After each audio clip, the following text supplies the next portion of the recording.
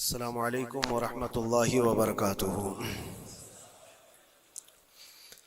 الحمد للہ وکفی وسلام علی حبیبہ المصطفى اما بعد فاعوذ باللہ من الشیطان الرجیم بسم اللہ الرحمن الرحیم لن تنالوا البر حتى تنفقوا مما تحبون وما تنفقوا من شیء فإن اللہ به علیم صدق اللہ مولانا العظیم۔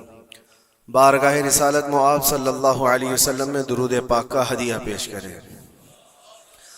اللہم صلی علی سیدنا و مولانا محمد معدن الجود والکرم وآلہ واصحابہ الکرام وابنہ الکریم وبارک وسلم صلاة دائمتا سرمدا ابدا۔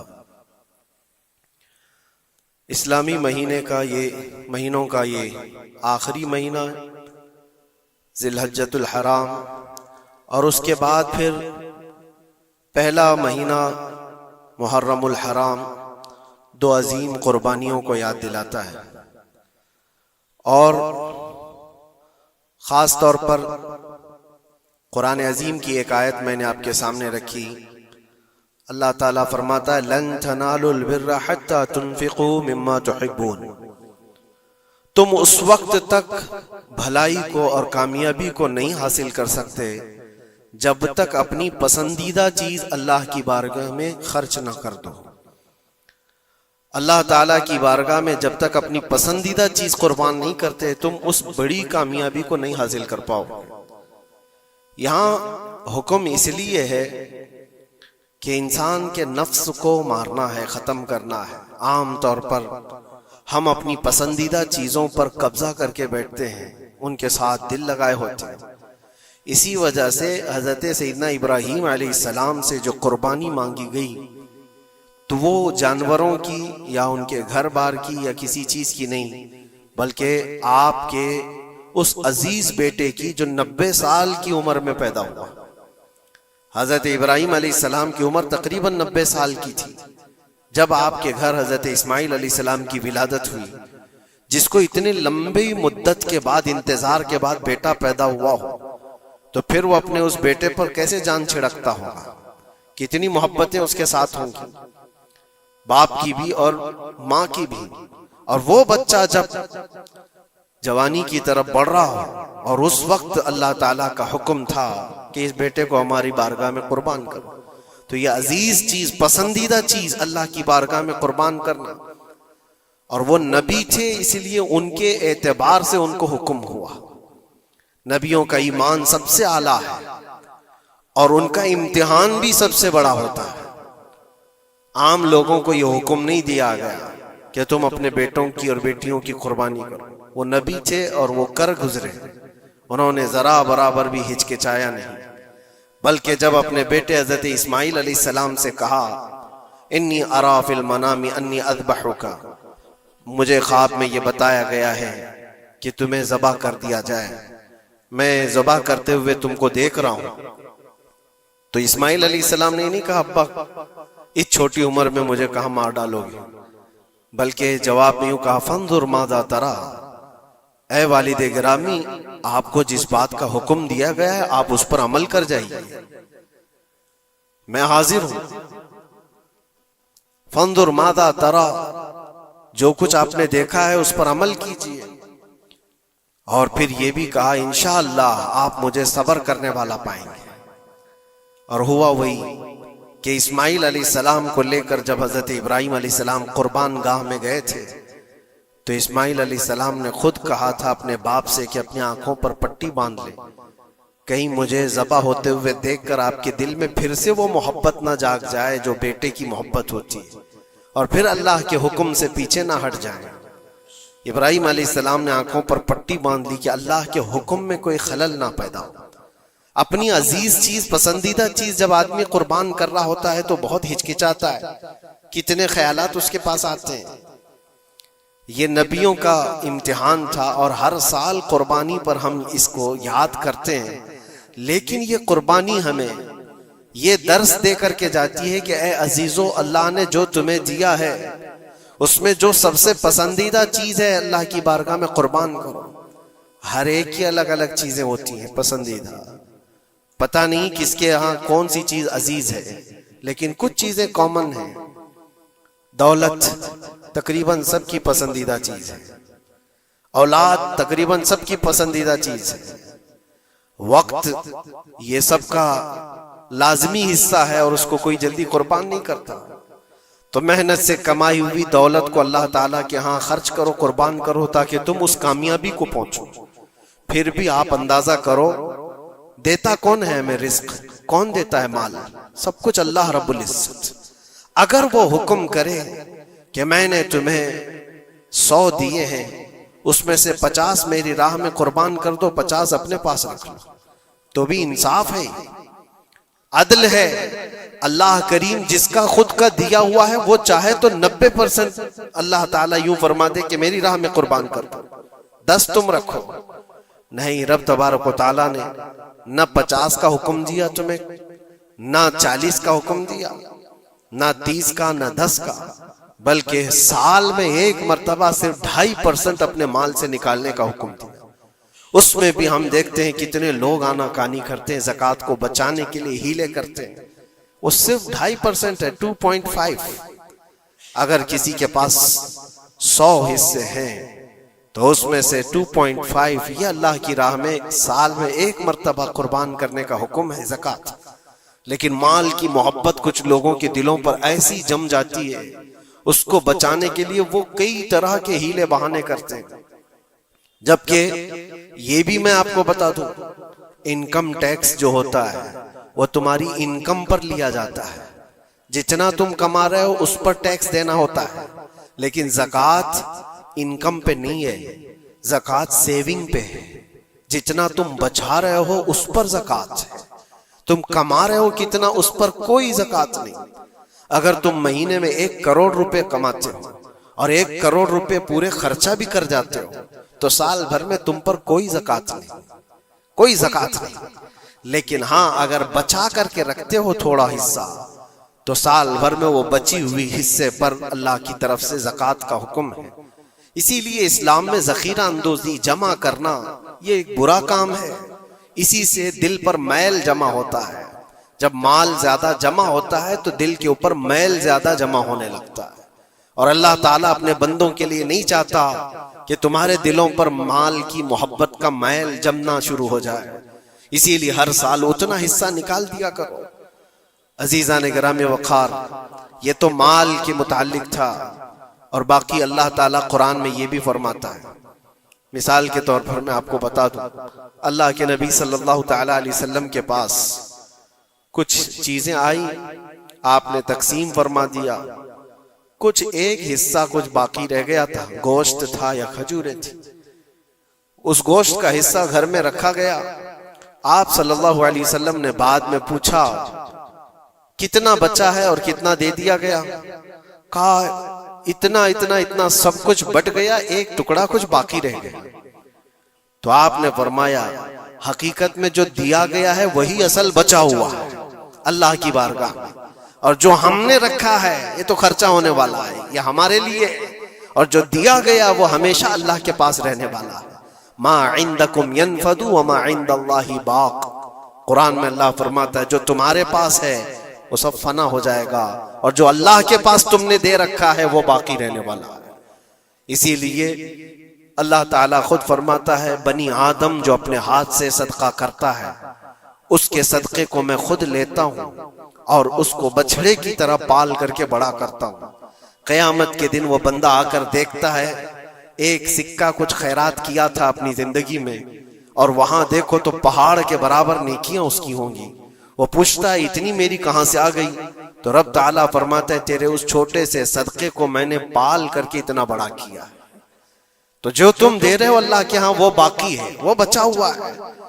ہوتا یہ ہے میرے عزیزوں، جو چیزیں ہماری عزیز ہیں، جو محبوب ہیں، اس کو ہم قربان کرنا نہیں چاہتے جلدی۔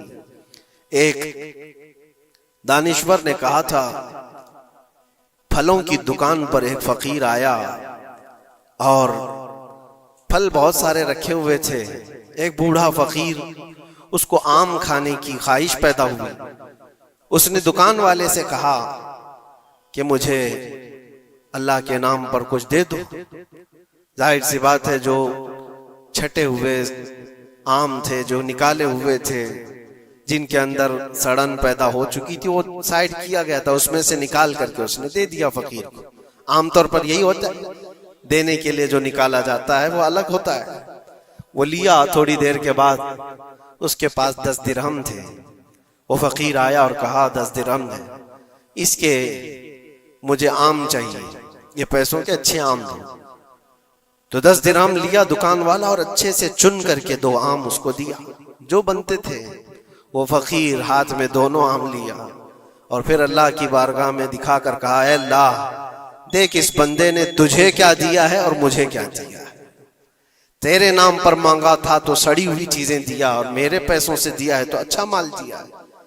کیا یہ عام طور پر نہیں ہوتا ہمارے ہاں؟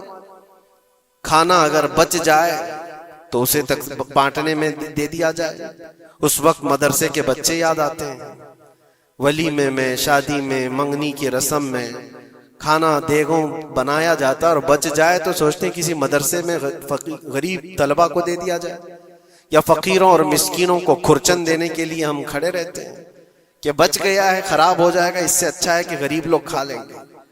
ایسا کیوں نہیں ہوتا کہ جب دیگ پک کر تیار ہو جائے تو اس کا اوپر والا پہلا کھانا فقراء کو دے دیا جائے، کیونکہ وہ اللہ کے نام پر دیا جا رہا ہے۔ ہمارے اپنے کھانے سے پہلے غربا اور مساکین کا خیال کر لیا جائے۔ اسی لیے مجھے وہ بات یاد آتی ہے، رسول مکرم صلی اللہ تعالی علیہ وسلم کی عادت کریمہ تھی، جب آپ کے دسترخوان پر کوئی فقیر آتا تو اللہ کے نبی صلی اللہ علیہ وسلم کے دسترخوان پر جو کچھ ہوتا سب سے پہلے اس کو پیش کر دیتے۔ حضور پاک صلی اللہ علیہ وسلم رمضان کے مہینے میں دسترخوان پر بیٹھے ہوئے ہیں، ایک مسافر آیا بڑی دور سے، وہ حضور کو ملنے کے لیے آیا تھا۔ حضور پاک صلی اللہ علیہ وسلم اصحاب صفہ کے ساتھ، جو 70 صحابہ، غریب صحابہ حضور کے در پر پلتے تھے، ان کے ساتھ افطاری کر رہے تھے، اور ایک مسافر آیا، اس کو بلایا گیا، آ جاؤ دسترخوان پہ۔ 70 لوگوں کے بیچ میں دودھ کا ایک پیالہ تھا بس افطاری کے لیے، اور وہ جو مسافر آیا اس کو بٹھایا گیا، بڑا بھوکا تھا، اس سے کہا گیا لو آپ تناول کرو، آپ دودھ پی لو۔ اس نے اٹھایا، کسی کا خیال ہی نہیں کیا، پورا دودھ پی گیا۔ اللہ کے نبی صلی اللہ علیہ وسلم نے مسکرا کر کہا، اللہ تیرا بھلا کرے، آتا ہے فقیروں پہ انہیں پیار کچھ ایسا، خود بھیک دیں اور خود کہیں منگتے کا بھلا ہو۔ ہماری پسندیدہ چیز اگر کوئی اٹھا لے تو پھر ہم آگ بگولا ہو جائیں۔ خاص طور پر اگر یہ آزمانا ہو تو رمضان میں افطار کے موقع پر دیکھیں، اپنے دسترخوان پر سے ہمارے سامنے کی چیز کوئی اور اٹھانے لگ جائے تو پارا چڑھ جاتا ہے، غصہ آنے لگتا ہے، ہم نہیں دینا چاہتے، وہ سارا اپنا جمع کر کے رکھا ہوا ہوتا ہے۔ یہی وہ امتحان ہے جو قرآن میں اللہ فرماتا ہے، اپنی پسندیدہ چیز جب تک تم اللہ کی بارگاہ میں نہیں قربان کرو گے اس کامیابی کو نہیں پہنچ سکتے۔ ہمارا دل چھوٹا ہے، اسی وقت اندازہ ہو جانا چاہیے کہ میرے دل میں وسعت کتنی ہے، کشادگی کتنی ہے۔ آزما کر کے دیکھ لینا، افطاری کے ٹائم پہ تھوڑا سا تمہارا شربت کوئی اٹھا لے، یا کوئی فروٹ تمہارے ادھر سے ادھر کر دے دسترخوان پر۔ جھگڑے ہوتے ہیں بہت سارے، غصے میں آگ بگولا ہوتا ہے، لال پیلا ہوتا ہے، پتہ نہیں کیا کیا سنا دے گا۔ دن بھر کا صبر کیا ہوا آدمی وہ افطاری پر موجود چھوٹے سے ٹکڑے فروٹ کے اپنے دوسرے بھوکے بھائی کو دینا نہیں چاہتا، لیکن یہی چیز میں آپ کو بتاتا ہوں، کھا کر کے جب شکم سیر ہو جائے، پیٹ بھر جائے، مسجدوں میں افطار کے بعد ہم نے دیکھا ہے ڈھیروں فروٹ کے ٹکڑے پڑے ہوئے رہتے ہیں، اب اس کی طرف کوئی دیکھتا بھی نہیں، پیٹ بھر چکا ہے، وہی فروٹ ہے، وہی شربت ہے، وہی سب کچھ ہے، لیکن وہ گرا ہوا ہے، پڑا ہوا ہے، کہیں تو گٹروں اور نالیوں میں پھینک دیا جاتا ہے، یا اگر کوئی کھانے والا نہ ہو تو پھر رمضان میں مانگنے والے یا فقیروں کو ڈھونڈا جاتا ہے۔ اپنا پیٹ بھر جانے کے بعد پھر فقیروں کو ڈھونڈنا، یہ وہ امتحان نہیں ہے جو ابراہیم علیہ السلام نے دیا تھا۔ ہاں، اللہ کے نبی صلی اللہ تعالی علیہ وسلم کے جو اخلاق تھے وہ صحابہ میں بھی تھے، صحابہ کرام رضوان اللہ تعالی علیہ مجمعین کی وہ باتیں میں آپ کو بتاؤں۔ حضور پاک صلی اللہ علیہ وسلم کی بارگاہ میں ایک مہمان آتا ہے رات کے وقت، اور حضور صلی اللہ علیہ وسلم اپنے صحابہ میں فرماتے ہیں، ہے کوئی جو میرے مہمان کی مہمان نوازی کرے، اللہ اسے جنت سے کھانا کھلائے۔ صحابہ تو ظاہر سی بات ہے ہر نیکی کو بڑھ چڑھ کر کے لیتے تھے. ایک صحابی تھے حضرت طلحہ رضی اللہ تعالیٰ عنہ, انہوں نے کچھ دیکھا ہی نہیں گھر میں ہے کہ نہیں ہے, فوراً کہا یا رسول اللہ اس مہمان کو میں لے جاتا ہوں. حضور پاک صلی اللہ علیہ وسلم سے درخواست کی اور لے کر کے گھر آ گئے. پتا چلا بیوی کو نے کہا پہلے تو ہمارا خود کا ہی کھانا نہیں ہے, آپ مہمان بھی لے آئے. صحابی رسول نے اپنی بیگم سے پوچھا کتنا ہے, کہا ایک آدمی صرف کھا سکتا ہے. اور گھر میں کتنے لوگ ہیں؟ شوہر, بیوی اور ایک چھوٹا بیٹا. اب ایک مہمان آیا ہوا ہے. صحابی رسول نے اپنی اس فکر کا اظہار کیا بیگم سے کہ اب کیا ہوگا, ایک آدمی کھا سکتا ہے اور 4 لوگ یہاں موجود ہیں. اللہ اکبر. وہ خواتین بھی حضور کے زمانے کی کیسی تھی.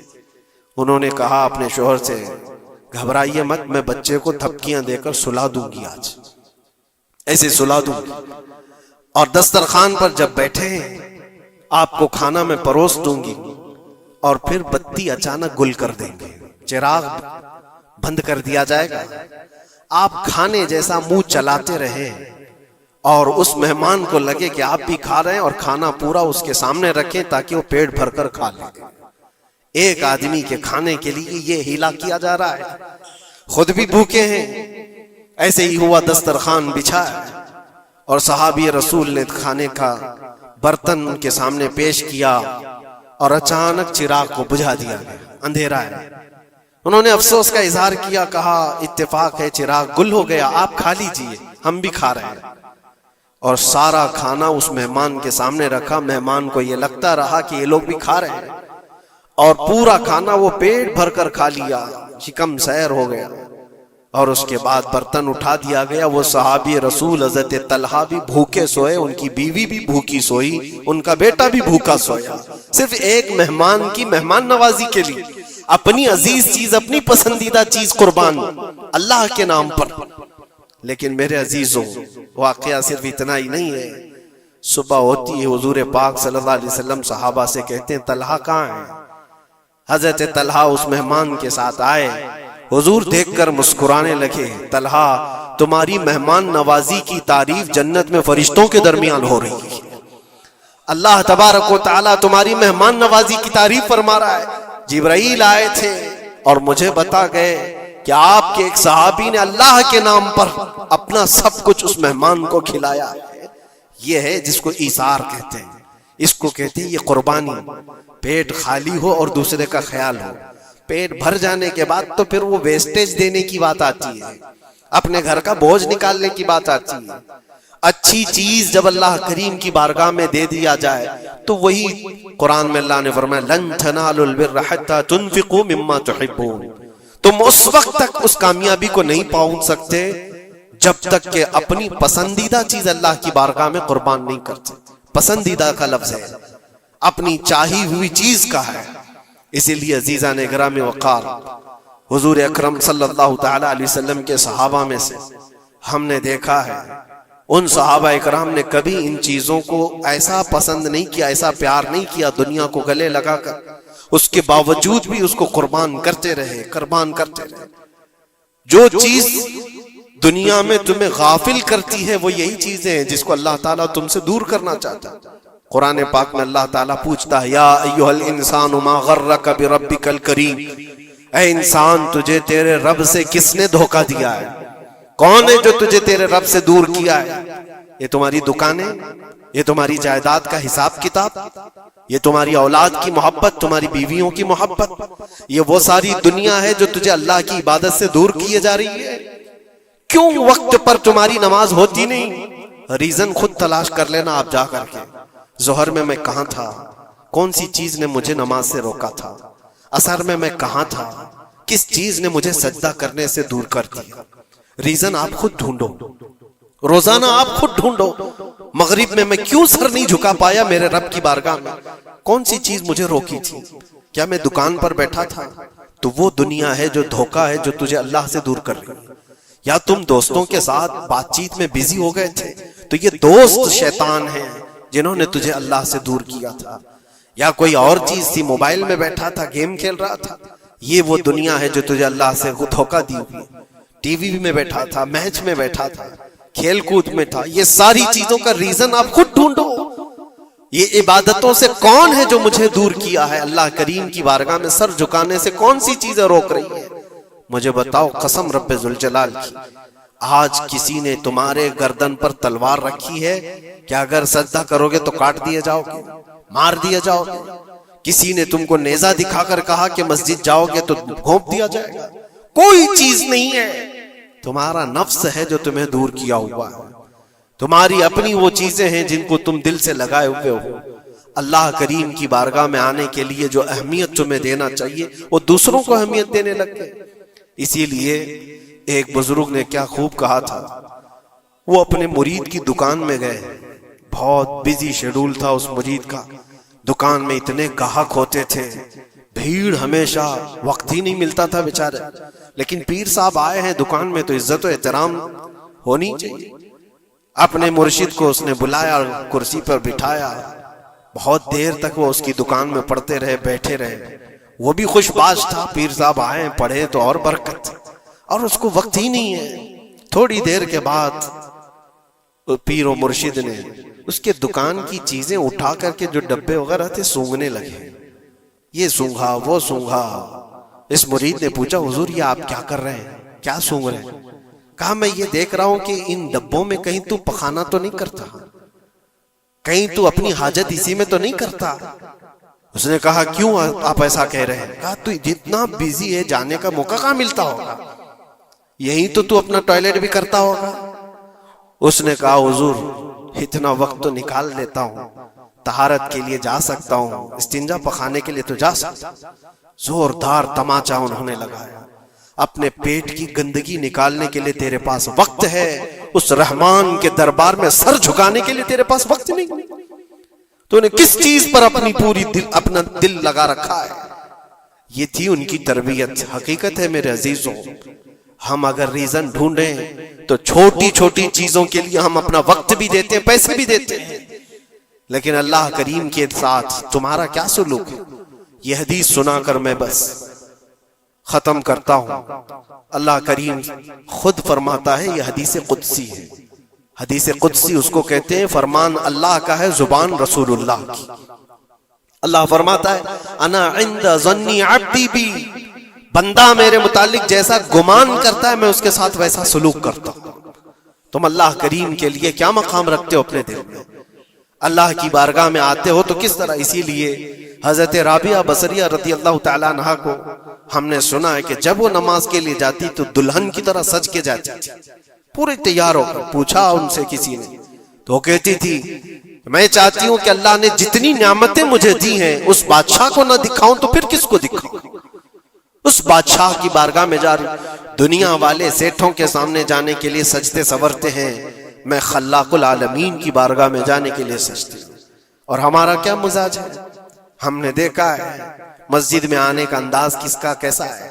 تم بادشاہ دو جہاں کے دربار میں آ رہے ہو تو کس انداز سے آنا چاہیے؟ یہ ساری چیزیں آپ ذہن میں رکھو. اللہ کریم کے لیے تمہارے دل میں کیا مقام ہے؟ ظاہر سی بات ہے تمہیں آج بھی اپنے پیٹ کی غلاظت نکالنی ہو کہیں راستے پر تو شوچالیہ ڈھونڈتے ہیں اور پیسے دے کر کے جاتے ہیں. مسجد کی کیا کیا چیزیں مفت میں استعمال کرتے ہیں. کبھی اس کا خیال آتا ہے کہ ہم یہاں کی اے سی، یہاں کے پنکھے، یہاں کے قالین، یہاں کا پانی سب کچھ استعمال کرتے ہیں، لیکن مسجد میں جو ڈبہ گھومتا رہتا ہے تو لوگوں کو ایسا لگتا ہے کہ یہ تو صدر سیکریٹری کے لیے گھومتا ہے، یہ کمیٹی کے لیے جاتا ہو. آپ اس وہم و گمان سے نکل جاؤ. اللہ کی بارگاہ میں 1 روپیہ بھی جو دیا جاتا ہے وہ شمار ہوتا ہے دنیا بھر کے تمام دولتوں سے زیادہ عزیز اللہ کی بارگاہ میں وہ پیسہ ہے جو یہاں صفوں میں آپ نے اللہ کے نام پر دیا ہوا ہے. اپنی عادت رکھو کہ مسجد کے لیے ہمارے دل میں کیا احترام ہے. دوسری دنیاوی کسی بھی چیز کو دیکھنے کے لیے ٹکٹ دیتے ہیں، وہاں چھوٹی موٹی چیزوں کو خرچ کرنے کے لیے ہم بے پناہ پیسے خرچہ کرتے ہیں. پان میں، بیڑی میں، سگریٹ میں، تھوکنے میں کتنے پیسے برباد کیے جاتے ہیں. اللہ تبارک و تعالیٰ کے نام پر جب بات آتی ہے تو کیوں دل پر یہ بوجھ ہوتا ہے؟ یہ علامت ہے کہ دل جب کالا ہو جائے اور رب تعالیٰ سے بندہ دور ہو جائے تو اللہ کی بارگاہ میں دینے سے وہ کترانے لگتا ہے۔ اپنے دل کا علاج کرو اور اللہ کی بارگاہ میں یہ دعا کرو کہ مولا مجھ پر میرے نفس کو غالب ہونے سے بچا لے اور میرے دل کو پاک کر کے تیری دربار میں ہمیشہ جھکنے والا دل بنا دے۔ یہ دعا کرو کہ رب تبارک و تعالی مرنے سے پہلے ہمارے دلوں کو پاک و صاف فرمائے اور خالص اس کی رضا کے لیے ہمیں ہماری عزیز چیزوں کو قربان کرنے کا اللہ تبارک و تعالی ہمیں موقع عطا فرمائے۔ اور خاص طور پر یہ دعا کہ رب العالمین جب آخری وقت آئے تو تیرے حبیب پاک کی عزت کے لیے مرنے کی توفیق عطا فرما اور اس راستے میں ہمیں شہادت عظمی نصیب فرما، تیرے نبی کے قدموں میں دفن نصیب فرما۔ وآخر دعوانا الحمدللہ رب العالمین۔ السلام علیکم۔